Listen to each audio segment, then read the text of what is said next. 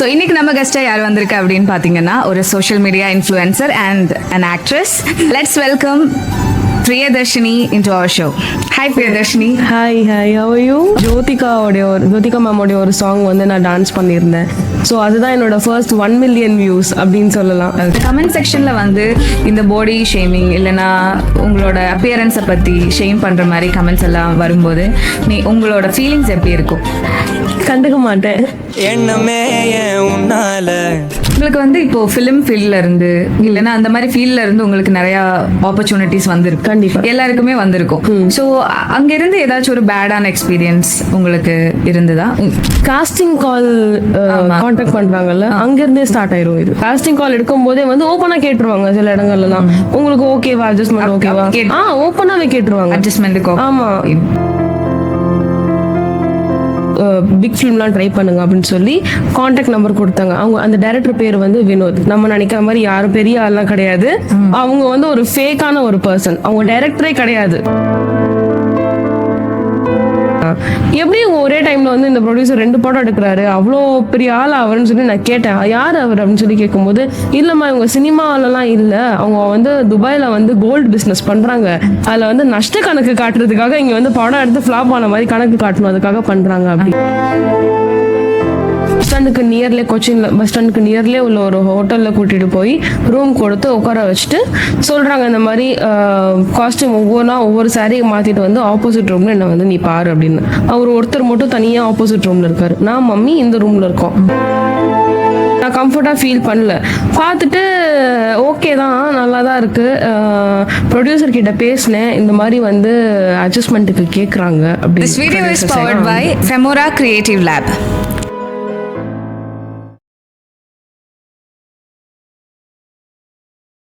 Hi வணக்கம் and welcome to another brand new episode of Fame Steps புகழ். So இன்னைக்கு நம்ம கெஸ்ட்டாக யார் வந்திருக்கா அப்படின்னு பார்த்தீங்கன்னா ஒரு social media influencer and an actress. Let's welcome Priyadarshini into our show. ஹாய் Priyadarshini. Hi how are you? Fine, எப்படி இருக்கீங்க? நல்லா இருக்கேன். ஓகே, எப்படி போகுது உங்களோட நியூ சோஷியல் மீடியா திங்ஸ் எல்லாம்? எக்ஸ்பீரியன்ஸ் பண்ண நம்ம நிறைய விஷயங்கள் வந்து லேர்ன் பண்ணிகிட்டே வரோம் day by day. So how it starts it's completely different. நம்ம ஸ்டார்ட் பண்ணும்போது ரொம்ப லைக் ஒரு ஐடியாவே இல்லாமல் தான் நான் வந்து ஸ்டார்ட் பண்ணேன். நான் என்னோட ஃபர்ஸ்ட் ரீல்லாம் வந்து ஐ வாஸ் ஜஸ்ட் செக்கிங் என்னென்ன இதில் ஃபீச்சர்ஸ் இருக்குது அப்படின்னு செக் பண்ணி நான் போட்ட போஸ்ட்டே வந்து it started supporting me.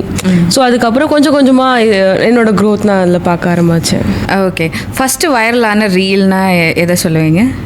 First வைரலான ரீல், ஓகே. ஸோ நான் பேஜ் ஸ்டார்ட் பண்ணி 4 years நான் கண்டினியூ வீடியோ போட்டு 4 yearsக்கு அப்புறம் ஒரு சும்மா யதார்த்தமாக மழை பெய்யும் போது ஐ வாஸ் லைக் சிம்பிளி எங்கள் வீட்டு மொட்டை மாடியில் போயிட்டு டான்ஸ் ஆடிட்டு இருந்தேன்.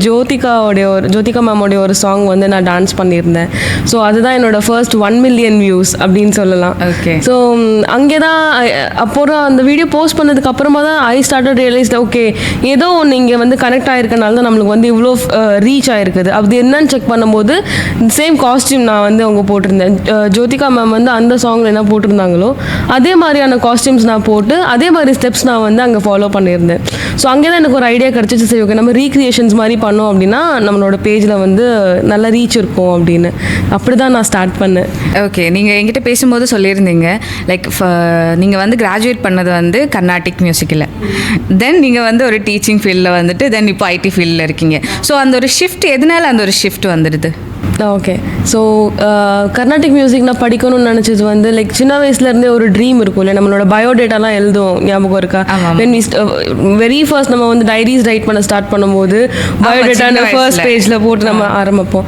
ஸோ அங்கே என்னோட ஆம்பிஷனில் வந்து நான் I always use to write to be a good singer slash போட்டு to be a good teacher அப்படின்னு ஒரு இது இருந்துச்சு. ஆனால் 12th அப்புறம் எனக்கு ஒரு ஐடியா வந்துச்சு, சரி ஓகே நம்ம மியூசிக்லேயே கண்டினியூ பண்ணலாம். ப்ளஸ் எனக்கு இண்டஸ்ட்ரியில் மீடியா ஃபீல்டு எனக்கு ரொம்ப இன்ட்ரெஸ்ட் இருந்தனால ஆக்டிங்காக போய் ஒரு ஆக்ட்ரஸ் ஆகிட்டு நல்லா பாடுறாங்கன்னு ஒரு பேர் எடுக்கணும், அப்படி இல்லைன்னா ஒரு குட் சிங்கராக இருந்துட்டு ஓகே இவங்க ஆக்டிங்கும் பண்ணுறாங்க அப்படின்னு ஒரு பேர் எடுக்கணும் அப்படின்னு ஏதோ ஒரு லைனில் வந்து இண்டஸ்ட்ரிக்குள்ளே வந்துடணும்னு ஒரு தாட் இருந்துச்சு. ஸோ அதுக்கு ப்ளஸ் ஃபினான்ஷியலி கொஞ்சம் ப்ராப்ளம் இருந்தனால நான் வந்து I choose to like do my degree in BA Carnatic music. Okay. So அதுக்கப்புறம் ஐ ஸ்டார்டட் டூயிங் இட். ஆனால் நான் அது படிக்கும்போது எனக்கு அதோட சீரியஸ்னஸ் தெரியல. காலேஜில் நம்ம ஆஸ் யூஷுவல் ஜாலியாக அதை அப்படி போயிடும், ஃபன்னாக போயிடும்.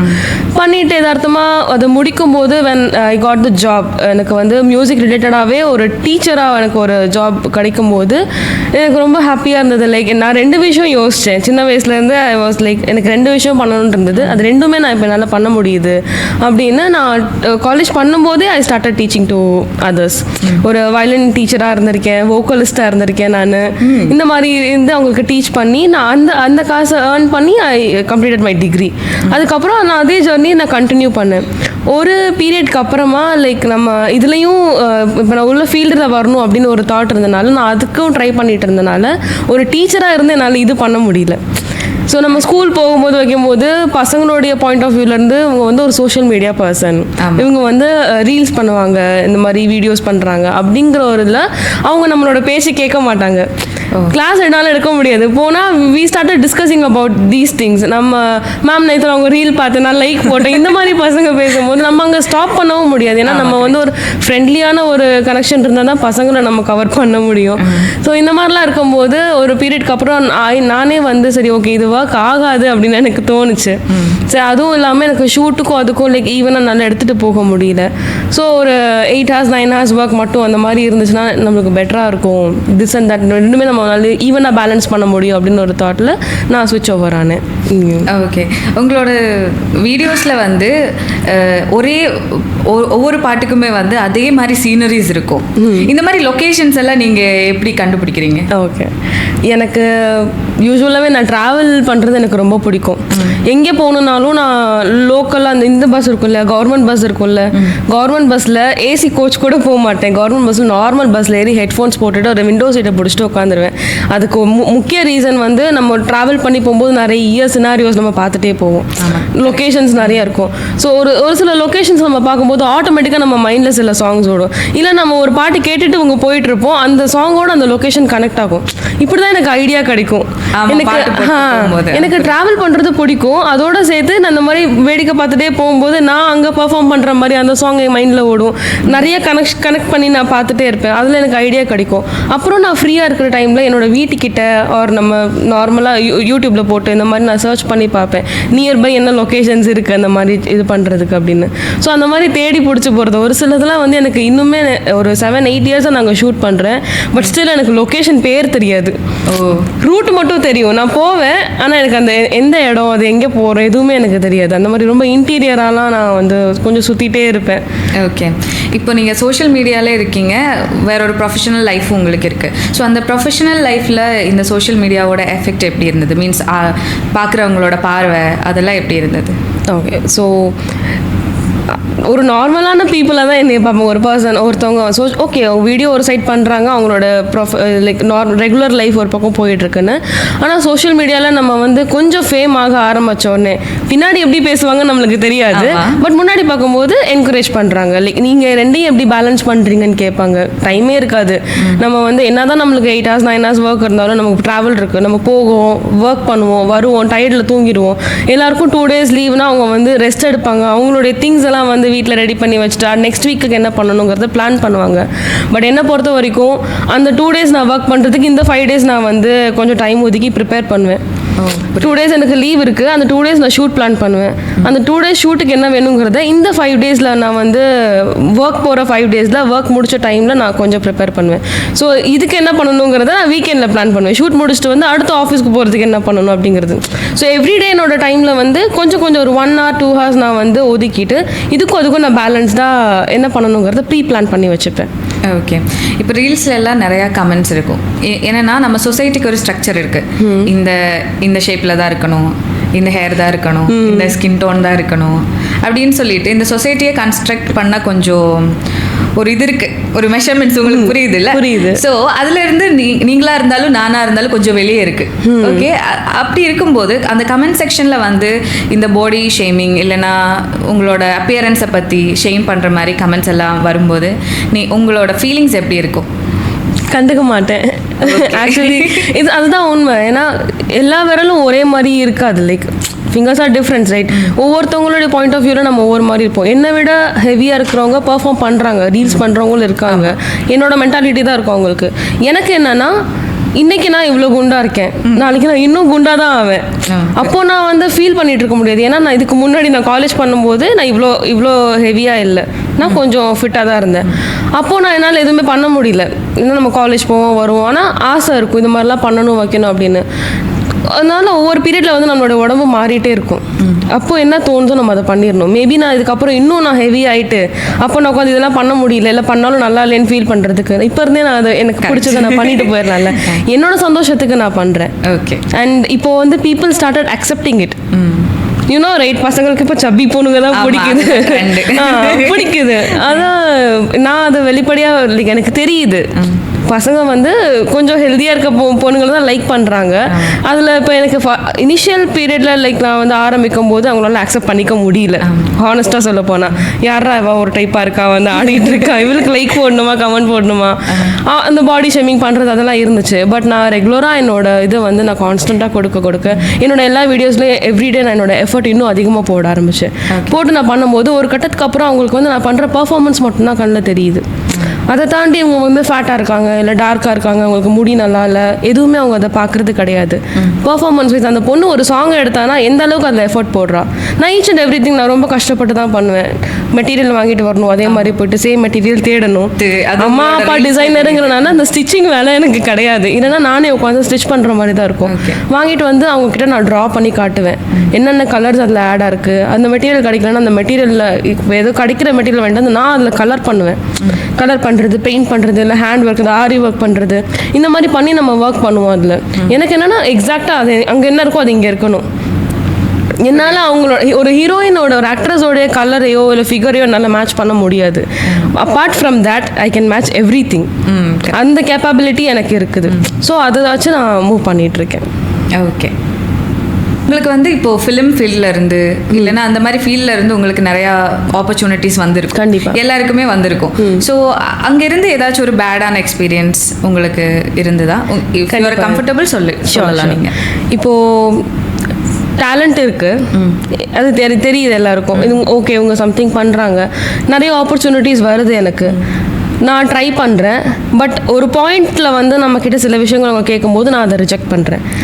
ஒரு 7 இயர்ஸாக என்னோடய லைஃப்பில் இதை தான் நடந்துகிட்ருக்கு. இன்னும் வரைக்கும் இப்போ சோஷியல் மீடியாவில் இருக்கிற எல்லாருக்கும் இது எக்ஸ்பீரியன்ஸ் பண்ணுறாங்களா எனக்கு தெரியாது. சோஷியல் மீடியாவிலேருந்து சினி இண்டஸ்ட்ரிக்குள்ளே போகிறவங்க எப்படி போகிறாங்க, அவங்க மேபி டேலண்ட்டில் போகலாம், மேபி அவங்க அக்செப்ட் பண்ணிட்டு போகலாம், அது எப்படின்னு எனக்கு தெரியல. பட் என்னை பொறுத்த வரைக்கும் நான் ரிஜெக்ட் பண்ணிகிட்டே தான் வரேன். அவங்க என்ன ரிஜெக்ட் பண்ணல, இப்போ நான் அவங்கள ரிஜெக்ட் பண்ணுற ஒரு கஷ்டமாக தான் இருக்கும். அது ஏன்னா எல்லாமே முடியும். நம்மளை வந்து ஃபோட்டோஸ் அனுப்ப சொல்லுவாங்க, புது ஆளுங்க வந்து நம்மளை காண்டாக்ட் பண்ணுவாங்க, யாருன்னே தெரியாது நம்மளுக்கு. ஒரு ட்ரஸ்ட்டில் நம்ம வந்து அவங்களுக்கு ஃபோட்டோஸ் ஷேர் பண்ணுவோம். சரி ஓகே, நான் இப்போ வந்து பப்ளிக் ஃபிகராக இருக்கறனால எனக்கு பிரச்சனை கிடையாது. I share photos of mine. நான் ஃபோட்டோ ஷேர் பண்ணி அவங்க எல்லாம் பார்த்துட்டு ஓகே நல்லா இருக்குது ப்ரொஃபைல், ஓகே உங்களுக்கு இதுக்கு முன்னாடி நீங்கள் என்ன ப்ராஜெக்ட் பண்ணியிருக்கீங்க காட்டுங்கன்னு சொல்லுவாங்க. ஸோ குட்டியாக நம்ம ஒர்க் பண்ணியிருப்போம் இல்லையா, அதெல்லாம் நான் வந்து அவங்களுக்கு ஷேர் பண்ணதெல்லாம் நம்ம கேதர் பண்ணி எடுக்கிறதே. நான் போர்ட்ஃபோலியோலாம் ரெடி பண்ணல இன்னும். ஸோ நான் ஒவ்வொரு டைமும் புதுசாக நான் கேதர் பண்ணி எடுப்பேன். நம்ம என்ன பண்ணியிருக்கோம், இதுக்கு முன்னாடி என்ன பண்ண வச்சோம், சில இடங்களில் நான் ஒர்க் பண்ணரோட அந்த ப்ராஜெக்ட்ஸ்லாம் எடுத்து அவங்களுக்கு ஒரு இது சாம்பிள் மாதிரி காட்டுவேன்.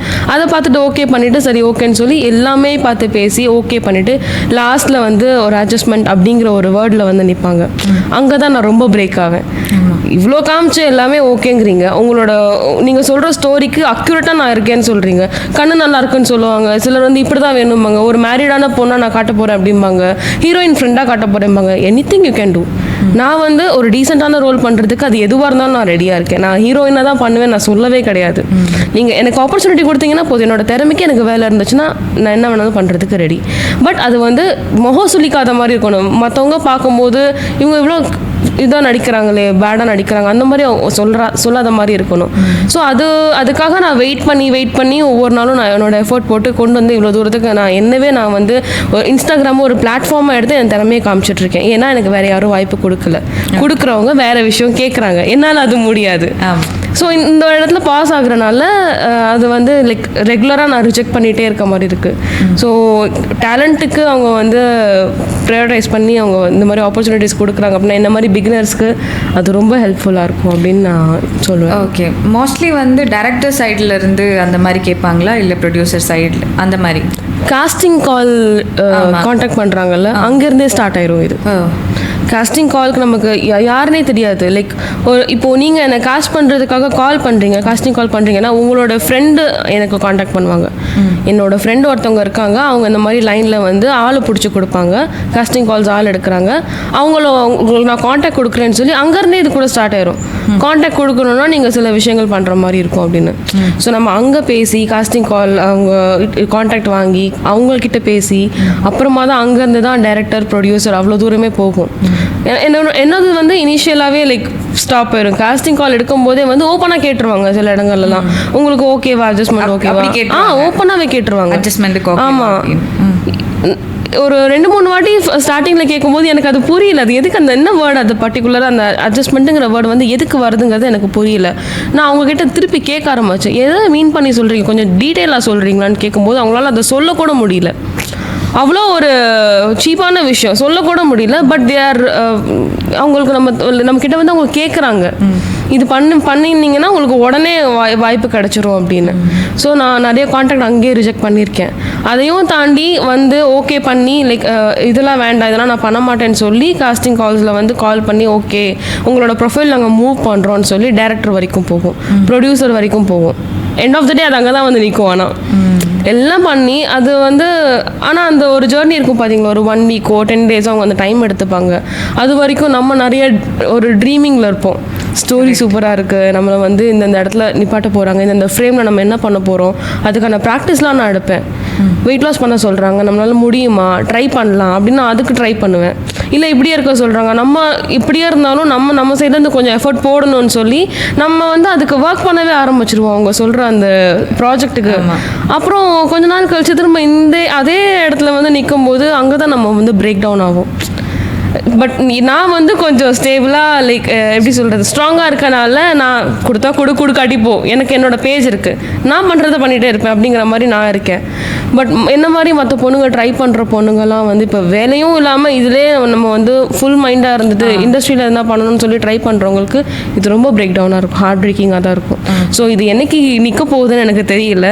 ஸ்டில் நம்மனா அது போராடிட்டே தான் இருக்கும் இது வரைக்குமே. ஓகே, எப்பயாச்சும் நீங்கள் வந்து ஃபேஸ் டு ஃபேஸ் அதை ஃபேஸ் பண்ணியிருக்கீங்களா? இல்லை, அந்த மாதிரி எனக்கு எக்ஸ்பீரியன்ஸ் பண்ணது கிடையாது.